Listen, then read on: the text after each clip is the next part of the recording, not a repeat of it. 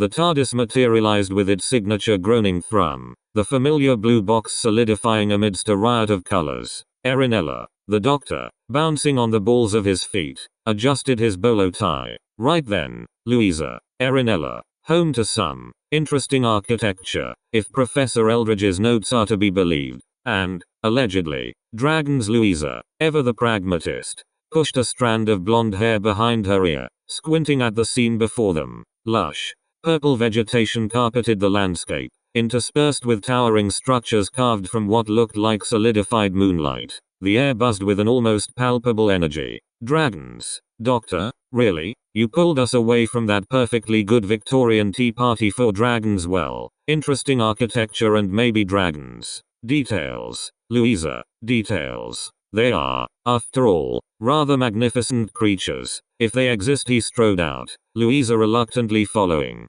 The beauty was undeniable, but a prickle of unease ran down her spine. The silence was too absolute, too expectant. They hadn't taken more than 10 steps when a squad of guards, clad in intricate silver armor that shimmered under the alien sun, emerged from the shadows of a nearby spire. They moved with unsettling precision. Doctor, I don't like this, Louisa muttered, instinctively stepping closer. Before the Doctor could respond, the lead guard snapped. You, Doctor, we know you. The Doctor blinked. A slow, deliberate action. Splendid efficiency. Always a pleasure. But I can assure you, officer, I haven't graced your planet with my presence before. Although, your armor is quite fascinating. Is that mithril, or something analogous? The guard ignored his babble. You are under arrest for the poisoning of Lord Eldrin. The Doctor's face fell. Poisoning? Now hold on a minute. I'm a doctor. I heal people. Poisoning is quite the opposite of my modus operandi. Wouldn't you say? Silence. You will answer for your crimes before the Queen. The guards advanced, their halberds glinting menacingly.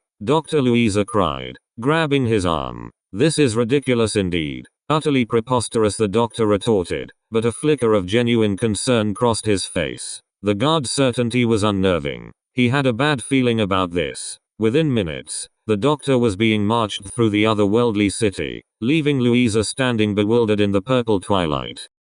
Louisa watched the silver-clad figures disappear around a corner, her stomach churning with worry. She was alone, on an alien planet, and the Doctor was in some serious trouble.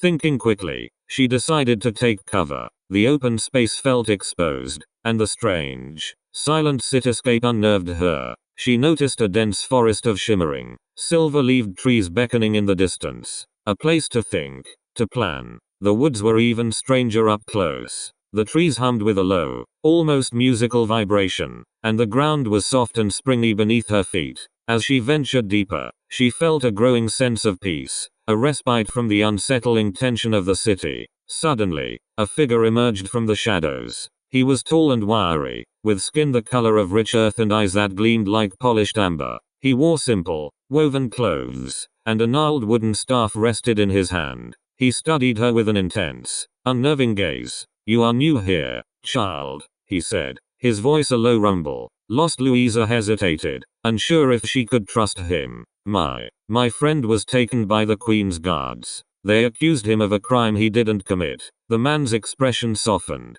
The Queen. She casts a long shadow on ERINELLA. I am Og, keeper of the dragons. Louisa gasped. Dragons? You actually keep dragons? Og nodded, a hint of pride in his eyes. They are the heart of ERINELLA, the guardians of balance. But the Queen, she seeks to control them, to use their power for her own gain. Then you have to help me, Louisa pleaded. The Doctor, my friend, he's innocent. The Queen is making a mistake. Og studied her, weighing her words. The Doctor, I have heard whispers of him. A traveler through time, a disruptor of fate. His path is not our own, but he's a good man, Louisa insisted. He helps people, and he's in trouble. Please, Og, help me save him. Og sighed, his gaze drifting towards the canopy above. The dragons have been restless. They sense the darkness gathering. Perhaps the Doctor's arrival is not merely a coincidence. Perhaps he is part of the tapestry. He looked back at Louisa, his amber eyes filled with a strange resolve.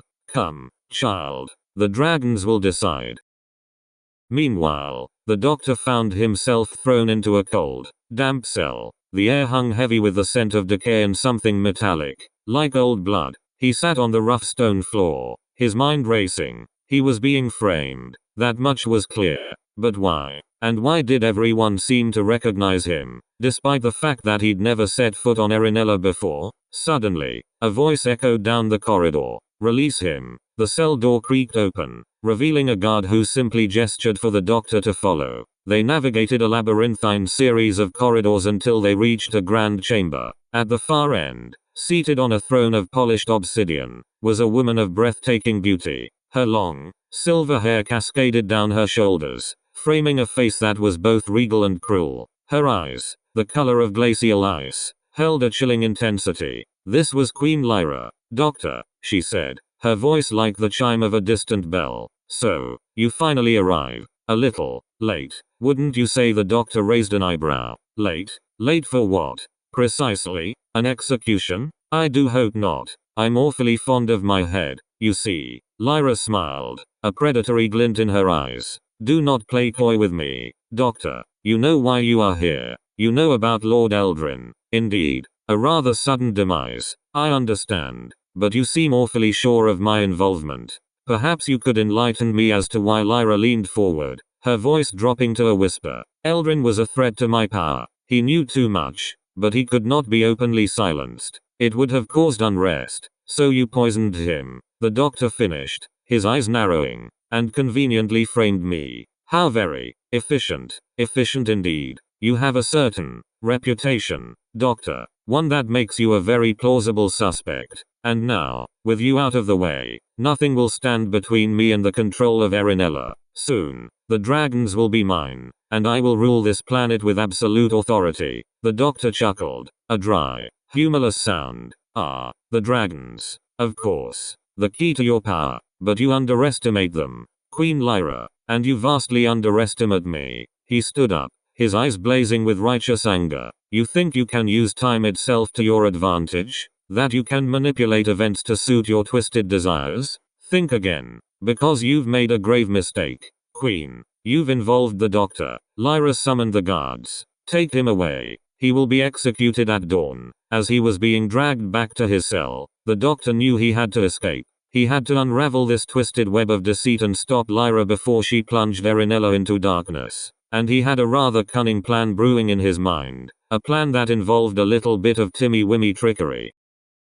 Back in his cell, the doctor began fiddling with a small piece of metal he had managed to discreetly pocket from Lyra's throne. It was a component, a crucial piece of technology that would allow him to do something unorthodox. Using his sonic screwdriver, he modified the metal, creating a miniature time distortion field. It was risky, highly experimental, and could potentially tear a hole in the fabric of reality. But he was desperate. He activated the device, aiming it at the cell wall. The air shimmered, distorting the light. He was going back. Not far, just a few hours. Enough to plant the seeds of his own future actions. Actions that he had already witnessed. Actions that were now part of his past. He materialized back in the city, moments before his initial arrest. He had to be quick. He needed to leave a message. A clue for his earlier self. He found a loose stone in the building's facade and quickly scribbled on it with a piece of charcoal he managed to find in the wall. Eldrin, Queen. Too late. He replaced the stone, then quickly activated the time distortion field again, returning to his cell just moments before the guards arrived. He knew his earlier self wouldn't understand it immediately, but the message would be there, waiting to be deciphered. It was a temporal paradox, a loop in time, and it was the only way he could see to stop Lyra.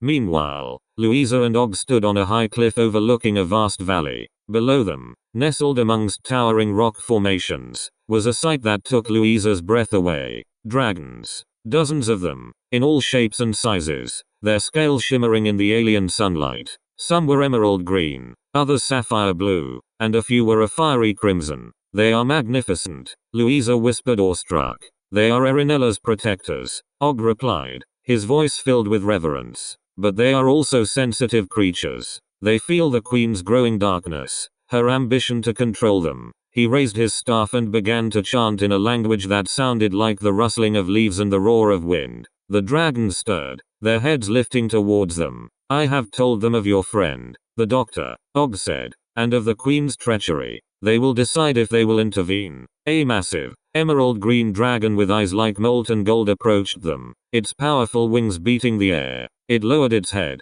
sniffing Louisa cautiously. Then, it let out a deafening roar, a sound that echoed through the valley and sent shivers down Louisa's spine. Og smiled. They have chosen. The dragons will fight, but they will need a leader, someone to guide their fury, someone who understands the Queen's weakness. Louisa looked at Og, a sudden realization dawning on her. He was looking at her.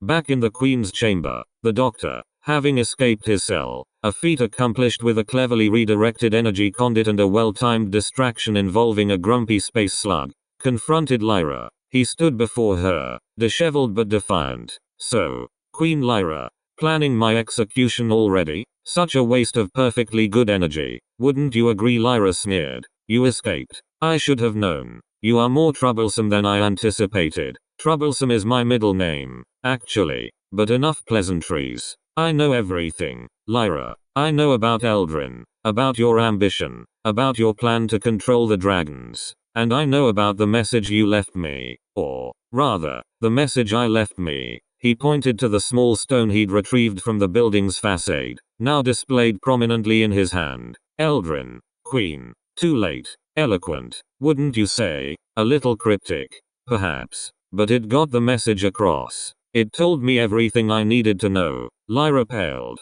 Impossible. You couldn't have. Time travel, my dear Queen. It has its advantages. And it has allowed me to set a trap. A rather ingenious one, I might add. He snapped his fingers. At that moment, the chamber doors burst open and a group of guards, not Lyra's, but the city guard loyal to the old order, rushed in. Behind them stood Louisa, looking determined, and at the window, a shadow fell over the room as an emerald green dragon landed with a thunderous crash. Louisa pointed at Lyra. She poisoned Lord Eldrin. We have proof. The leader of the city guard stepped forward. Queen Lyra, you are under arrest for treason and murder. Lyra stood rigid, her eyes filled with fury. This is a conspiracy. They are lying. I am your queen. Then explain this, the Doctor said, holding up a small device. A truth monitor, borrowed from the archives of the Gallifreyan Academy. A bit archaic, but remarkably effective. It measures subtle changes in brainwave patterns that indicate deception.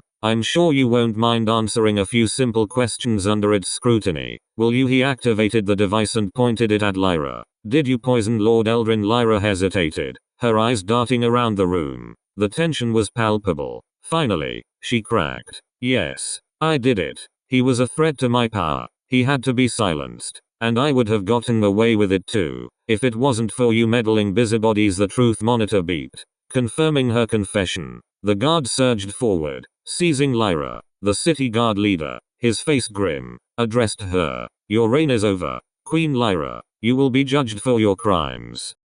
With Lyra imprisoned and her plot foiled, ERINELLA began to heal. The dragons, no longer threatened, returned to their role as guardians of balance. The Doctor and Louisa stood with Og at the edge of the Whispering Woods, preparing to depart. You have helped ERINELLA greatly, Doctor, Og said, his amber eyes filled with gratitude. Your presence, though unexpected, was necessary. Fate, it seems, has a strange sense of humor. Indeed, the Doctor replied, adjusting his bow tie. Sometimes, a little bit of meddling is exactly what the Doctor ordered. Though, I must admit, the whole time loop business was a tad complicated, even for me. He turned to Louisa. Ready to go, Louisa? Another planet awaits. Possibly one without murderous queens and angry dragons. Though, you never know with me, do you? Louisa smiled. As long as you promise not to get arrested immediately this time, I'm ready. And Doctor, yes. Louisa, thank you for showing me dragons. It was extraordinary. The Doctor grinned. Anytime, Louisa. Anytime. He activated the TARDIS, its familiar hum filling the air, as the blue box shimmered and faded away, leaving behind only the rustling of the silver leaves. Og nodded to himself. ERINELLA was safe, for now, but the universe was vast, and full of dangers. He knew that the Doctor would continue his journey, helping those in need, battling injustice, and leaving a trail of bewildered but grateful planets in his wake. And he knew, with a certainty that resonated deep within his soul, that ERINELLA would not be the last time their paths crossed. The TARDIS vanished, leaving ERINELLA once more to its silent, purple beauty. But the whispers of the woods, the roar of the dragons, and the memory of the Doctor's improbable intervention would forever be etched into the planet's very soul. For ERINELLA, the ERINELLA enigma was finally solved. But for the Doctor and Louisa, the adventures had only just begun.